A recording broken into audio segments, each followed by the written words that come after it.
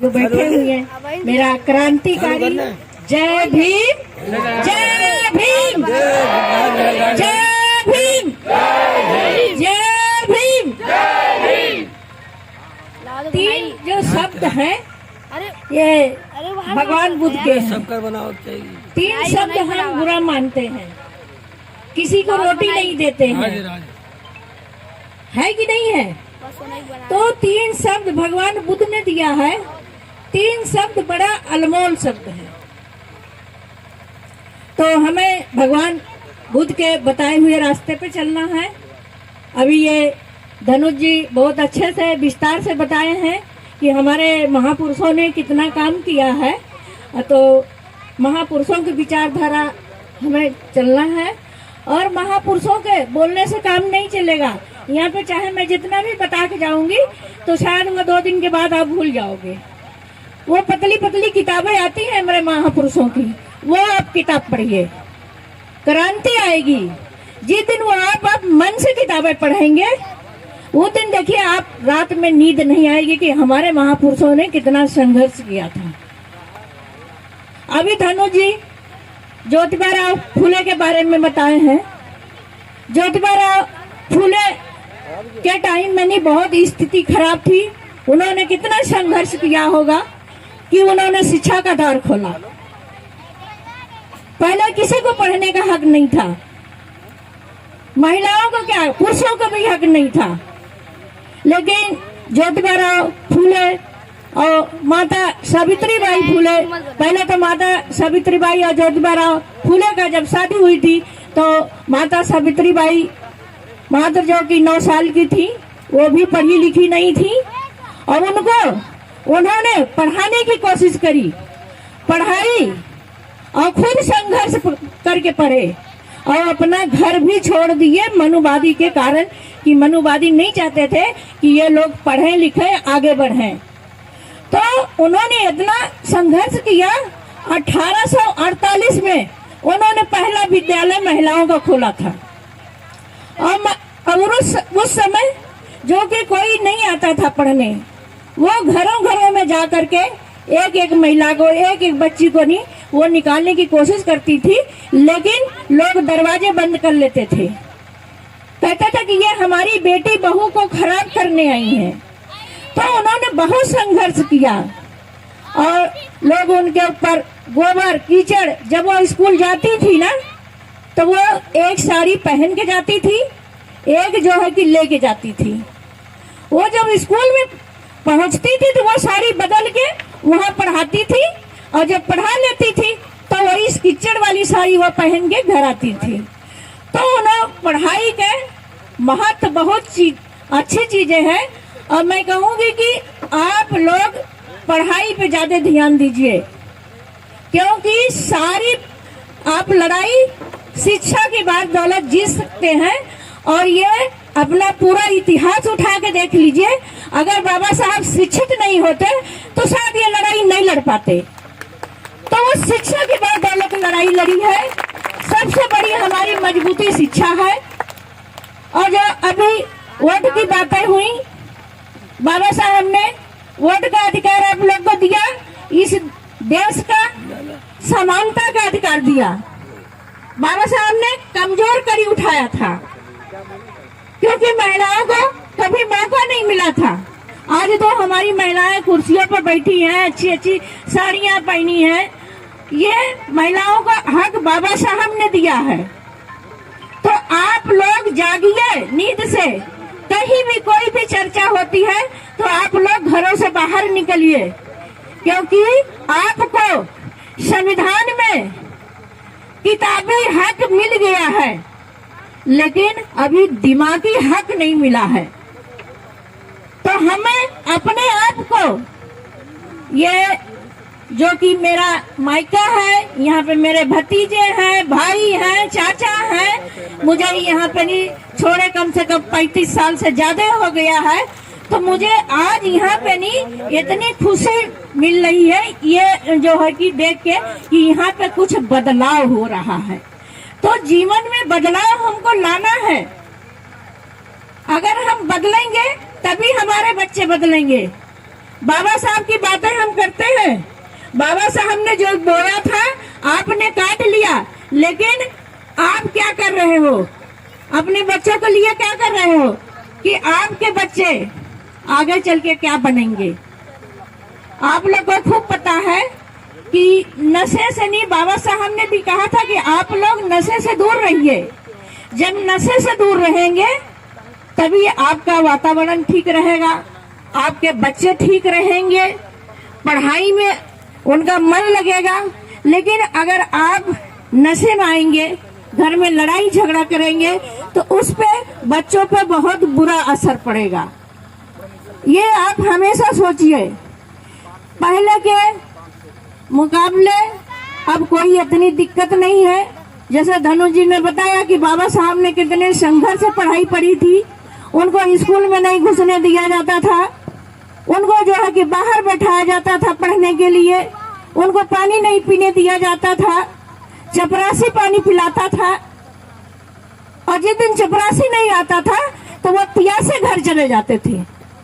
तो ये चीजें तो आप लोग के साथ में नहीं है। अब तो सारी चीजों में आप कटौती करिए, लेकिन इन बच्चों को स्कूल जरूर भेजिए। जब ये शिक्षित होंगे तो अपने हक खुद छीन लेंगे। तो पहली बात हम शिक्षा पे जोर दें। हमारी जो महिलाएं हैं, बहू बेटियां हैं, एक बीमारी और हमारे जो कि समाज में चली है, ये हमारे ही गांव नहीं है, बहुत से सारे गांव में है कि बेटी भाई को नहीं पहचानती है, भाई बेटी को नहीं पहचानता है। ये बहुत बड़ी बीमारी है। तो इस पे मैं लड़कियों को भी कहूंगी, पढ़ाई लिखाई का ये मतलब नहीं होता है। पढ़ाई लिखाई का मतलब होता है आगे पढ़ना, अपना भविष्य बनाना, अपने माँ बाप का नाम रोशन करना, ये पढ़ाई का मतलब होता है। तो पढ़ाई पे जरूर आप लोग ध्यान दीजिए। जो पढ़ने वाले बच्चे हैं, चाहे वो बहू है चाहे बेटी हो, अगर वो पढ़ने में अच्छी है तो उसको आगे शिक्षा जरूर करवाइए। तो ये, और मैं एक हमारा संगठन है भारतीय समन्वय संगठन लक्ष्य। तो लक्ष्य सबका होना चाहिए। एक जब लक्ष्य बनाएंगे ना तभी आपके कार्य बनेंगे। कोई भी चीज आप करते हैं, चाहे शादी ब्याह करते हो, चाहे घर बनाते हो, कोई भी योजना बनाते हैं, तो उसको 10 दिन, महीने भर, साल भर पहले आप चर्चा करते हो, एक फिगर बनाते हो, तब जाके वो काम पूरा होता है। तो उसी लिए आप अपने बच्चों को जो सोचोगे कि इसको मुझे डॉक्टर बनाना है, टीचर बनाना है, IAS PCS बनाना है, जब आप दिमाग में सोचोगे तो वो कार्य जरूर पूरा होगा। और आपस में भाईचारा बना के हमें रखना है, आपस में तालमेल बना के रखना है कि छोटी छोटी चीजें लेके हमें लड़ाई झगड़ा नहीं करना है। आपस में भाईचारा बना के रखना है। कहीं भी जाएं एक दूसरे से संपर्क में रहे तो कोई दिक्कत भी नहीं आएगी। तो हम गांव-गांव जाते हैं। हमारा संगठन यही काम कर रहा कि गांव-गांव जाके ये महिलाओं के नेतृत्व में काम हो रहा है। हमारी महिलाएं जाती हैं, पुरुष भी हैं, लेकिन महिलाएं हमारे आगे आगे रहती हैं। कहीं परमिशन भी लेनी होती तो महिलाएं जाती हैं। कहीं अगर लड़ाई दंगा हो जाता है तो वहाँ भी महिलाएं जाती हैं, क्योंकि बाबा साहब ने महिलाओं को हक तो दिया है। लेकिन आज भी हमारी महिलाएं पढ़ लिख के नहीं डॉक्टर बन गई हैं, IAS बन गई हैं, PCS बन गई हैं, बहुत बड़ी बड़ी पोस्टों पे हैं। लेकिन अगर उनके साथ कोई गलत काम हो जाता है तो वो शायद वो अपनी बात ढंग से नहीं रख पाती हैं। हमारे समाज में क्या है ना कि हमारी बहू बेटियां शर्माती रहती हैं, लेकिन नहीं, कब तक ले आप लोग शर्माती रहोगी? हैं? कब तक ले उससे डरती रहोगी? अगर आपके साथ में अन्याय अत्याचार होता है तो आप आवाज उठाइए, आवाज उठाइए, हिम्मत रखिए, मजबूत बनिए। सावित्रीबाई फूले जैसा। सावित्रीबाई फूले को एक ब्राह्मण ने, जब वो स्कूल से आ रही थी तो एक ब्राह्मण ने उनको रोका, उनको मना किया और सब टिप्पणी करने लगे, कहने लगे आज इस लेडीज को पकड़ के नहीं इसके साथ में गलत काम करेंगे। वो इतनी निडर थी, लंबी चौड़ी थी, उन्होंने चप्पल निकाला 4 चप्पल खींच के मारा, सारे ब्राह्मण भाग लिए। तो अपनी बहू बेटियों को हमें इस तरीके से बनाना है, अपनी लड़ाई खुद वो लड़े, ना कि मुंह छुपा के आए।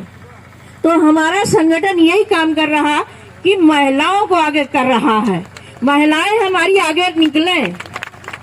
और हम गांव-गांव जाते हैं, हमारा राजनीति से कोई मतलब नहीं है कि हम आज आपके बीच वोट मांगने आएंगे, नहीं, हम अपने महिलाओं के, अपने समाज को जागरूक कर रहे हैं, अपने महापुरुषों के बारे में बता रहे हैं कि जो हमारे महापुरुषों ने काम किया है, जहाँ से हमें इज्जत मिली है, हमें इनके दरबार में जाना चाहिए, इनकी जगह जानी चाहिए।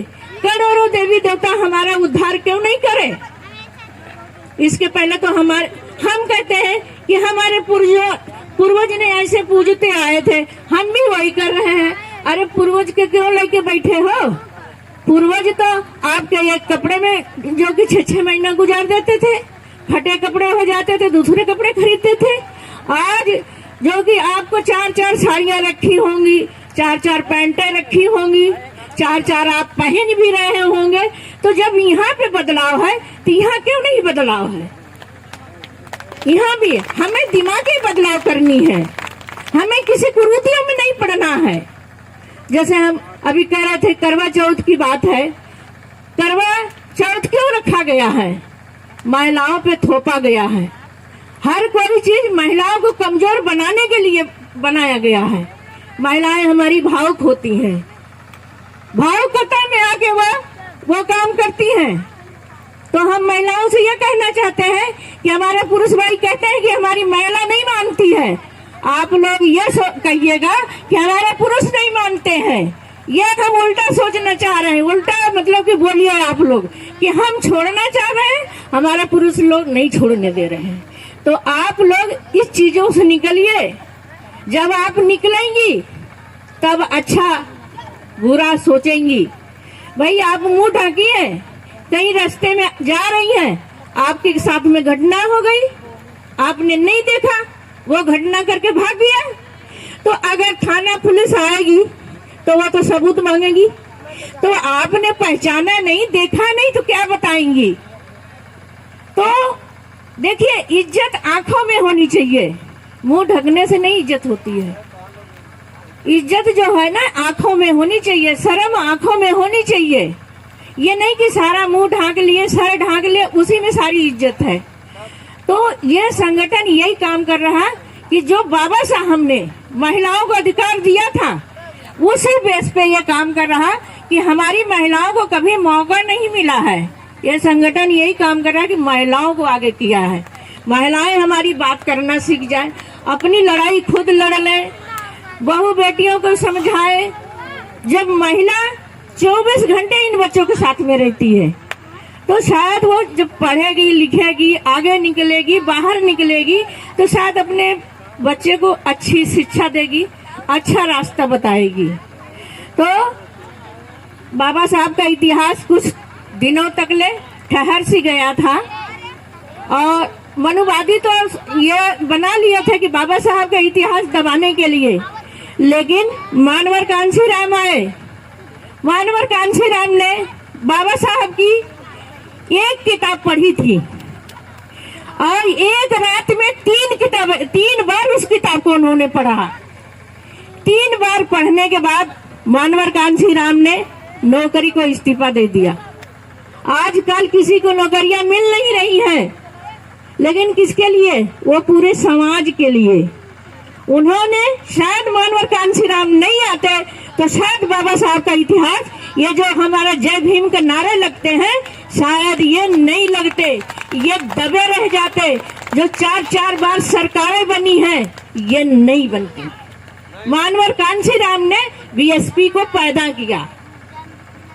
तो मानवर कांशीराम ने नौकरी छोड़ा, अपना घर बार छोड़ा पूरे समाज के लिए। उन्होंने घरों में जा जा के एक एक व्यक्ति को जोड़ा, साइकिल चला चला के जोड़ा, भूखे नंगे मतलब कि रह करके चले, पैरों में चप्पल नहीं होती थी, छाले पड़ जाते थे। और हमारा समाज उस समय क्या कहता था? अरे वो पगल आया है, पगल आया है, ऐसा कह के करता था।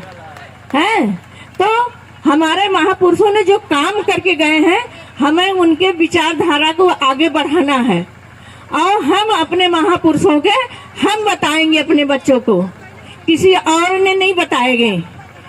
हमारे बाबा साहब का इतिहास पूरे समाज को, बाबा साहब ने सर्व समाज के लिए काम किया था, लेकिन बाबा साहब का इतिहास का किसी स्कूल में पढ़ाया जाता है, किसी कॉलेज में पढ़ाया जाता है? क्यों नहीं पढ़ाया जाता है? जब हम आवाज उठाएंगे तब काम होगा। जो पार्लियामेंट में गए हैं, जो कुर्सी जिनको मिल गई है, वो हमारी आवाज नहीं उठाते हैं। वो अपनी कुर्सी पे बैठे हैं, वो अपनी कुर्सी संभालते हैं, वो अपनी जेवर देखते हैं कि अगली बार कहीं मेरा पत्ता ना कट जाए। तो जब हमारा समाज आवाज उठाएगा तब हमारी सुनवाई होगी और हमें एकजुट होना है। हम नारे जो लगाते हैं वो करके दिखाना है कि हम एक हैं। तो हमें ये करके दिखाना है अपने समाज में। नहीं, हम जब तक ले एकजुट नहीं होंगे तब तक ले शायद कोई लड़ाई नहीं लड़ पाएंगे। थाना, पुलिस, कहीं भी आप एकजुट होके जाइए, देखिए क्यों नहीं सुनवाई होगी। दरोगा, एसपी आपके पैर छुएगा। हमें एकजुट होने की जरूरत है। हमारा संगठन सामाजिक काम कर रहा है, मानवर कांशीराम की विचारधारा पर काम कर रहे हैं। हम गांव-गांव जाते हैं, अपने नंबर दे के आते हैं। अगर उनके साथ में कोई घटना भी हो जाती है, नहीं सुनवाई होती है, हम वो भी काम करवाते हैं जाके। और हमें चाहे रात में फोन आए, चाहे दिन में फोन आए, अगर हमारा जो है कि कॉल नहीं उठी है तो हमको उसको बैक कॉल करते हैं कि हो सकता किसी को हमारी जरूरत हो। तो हमारे आरी बगल अगर कहीं भी कुछ गलत काम हो रहा है तो हमें आवाज उठाने की जरूरत है। ऐसा नहीं है कि ये हमारे घर की बेटी, हमारे घर की बहू है तो हम ही उठाएंगे, ये हमारे घर की नहीं है तो हमसे क्या मतलब भाई, जाने दो, वो तो हमारे घर की नहीं है। नहीं, अगर आप देख रहे हैं तो आपको आवाज उठाने की जरूरत है। तो इसमें संगठन में बहुत बड़ी ताकत है। यह मानवर कांशीराम ने दिखा दिया है, पूरे विश्व को उन्होंने जोड़ा। मानवर कांशीराम को कौन नहीं जानता है?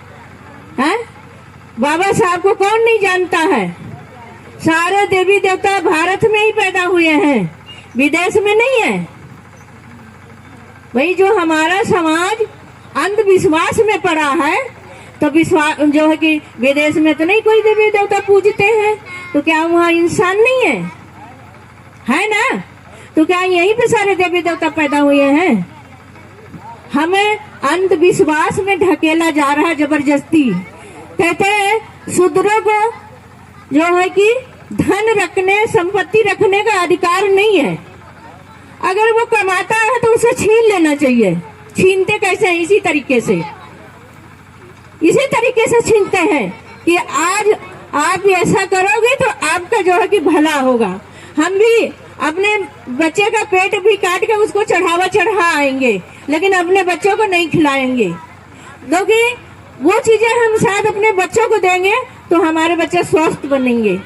मैं एक चीज और यहाँ कहना चाहूंगी, हमारे समाज के बच्चे जो हैं 10-12 साल के जब होते हैं तो वो तम्बाकू, गुटखा, बीड़ी, सिगरेट, कोई चीज नहीं बाकी होती है। भाइयों लोग, इससे दूर रहिए। इससे तो हमारा पता ही नहीं चलता कि आप बच्चे कब हुए, जवान कब हुए, बूढ़े कब हो गए। क्योंकि जब इस शरीर को अच्छी चीज नहीं मिलेगी ना तो वो स्वस्थ नहीं रहेगी। आज तो आपके पास पैसे नहीं है दवा के लिए, कहीं कड़ी या नशीली चीजें खा के कहीं बड़ी बीमारी हो जाएगी तो इलाज के लिए पैसे कहाँ से आएंगे? ये चीजें हो गई। और जो हमारे नए बच्चे हैं जो इस पंडाल की शोभा बढ़ाए हैं, इनको मैं बहुत बहुत धन्यवाद देना चाहती हूँ कि उन्होंने बहुत बड़ा कार्य किया है और यहाँ पे बहुत बड़ा बदलाव लाया है।